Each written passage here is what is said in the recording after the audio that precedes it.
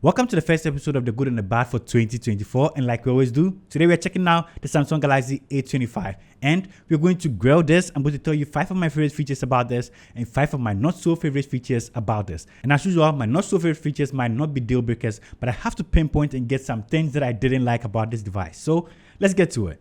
Let's start with 5 of my favorite features about this. The first one is going to be the design. If you've been watching my videos, you could definitely tell I actually wanted a flat design for the Samsung Galaxy A24, and now we actually have this. A flat design is really cool. It feels and looks really nice. It's not so sharp, so it doesn't feel like it's poking your hands when you're using it. And also, as a creator, it's easy for it to stand anytime you're making reviews or anything like that. So a flat design on the new Samsung Galaxy A25 is really cool. It doesn't have a glass back still, but I don't really mind for that.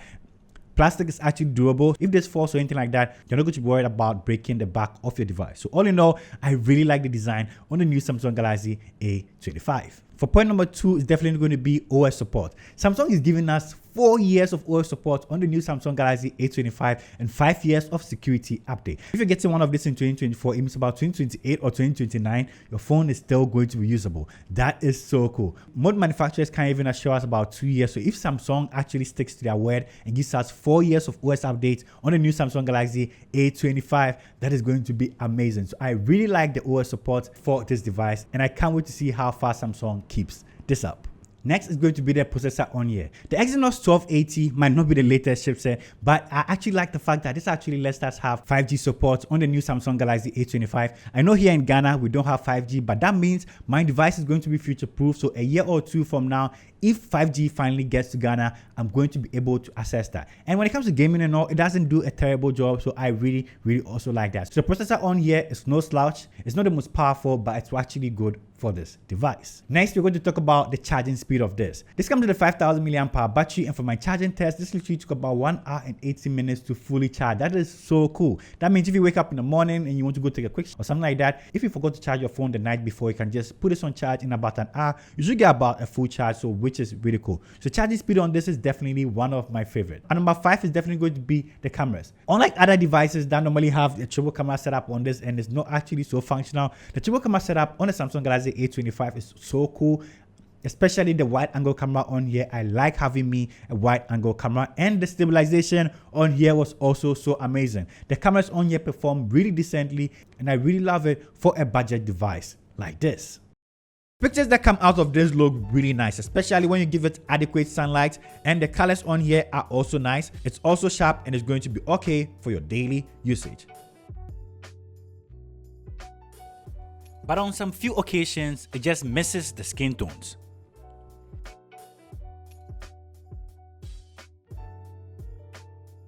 So this is a front camera video test on Samsung Galaxy A24, and yes, there's a construction going on behind, so let me know how the mic is sounding. Let's just try and walk around and see, what's up? So let's check it out. Skin tones are looking pretty good from the viewfinder. Let's check the dynamic range.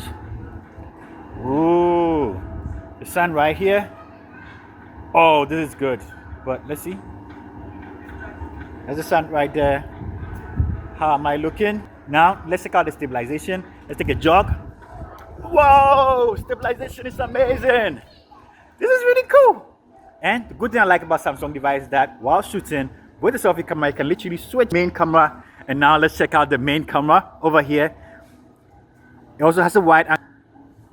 This is pretty nice. Let's also check out the stabilization on the wide angle camera. Damn, this is pretty good. This is really good. Stabilization on the Samsung Galaxy A24 is really amazing. Let's check out dynamic range as well on the main sensor. I'm still using the wide angle camera. Let's switch to the one, and that is how it looks like. Colors and all. I think this is looking pretty decent. The sun is really blocking my eyes. Let me know what you think about the camera system in the comment section down below. And as usual, now let's talk about my not so favorite features about the Samsung Galaxy A25. And the first one is definitely going to be the screen. Like, this screen looks like something from a decade ago, or probably like 2017 or 2018 Samsung. The bezels on here and the Infinity U display, like the dewdrop camera on top, the chin and all, it looks really old. I know this is 120 Hz AMOLED and all, colors and all are fine. That's not what I mean. I mean the bezels on here is not the nicest. I know it's just we tech heads that complain about this, but I hope next year Samsung is going to clean up these bezels a little bit, make it thinner, give us a poncho camera and something like that. That would be really cool. The next is going to be the fingerprint sensor on this. Like, this is not the fastest at all. Like, getting into your device feels like a hassle every time. Like, check it out. Oh my God, it's not even going. Getting into my device every time is a problem. It's one of the slowest fingerprint sensors I've ever experienced. It's definitely not the best. So the fingerprint sensor on the Samsung Galaxy A25, maybe it's my unit, but mine is not the fastest at all. So Samsung should definitely be working on that too.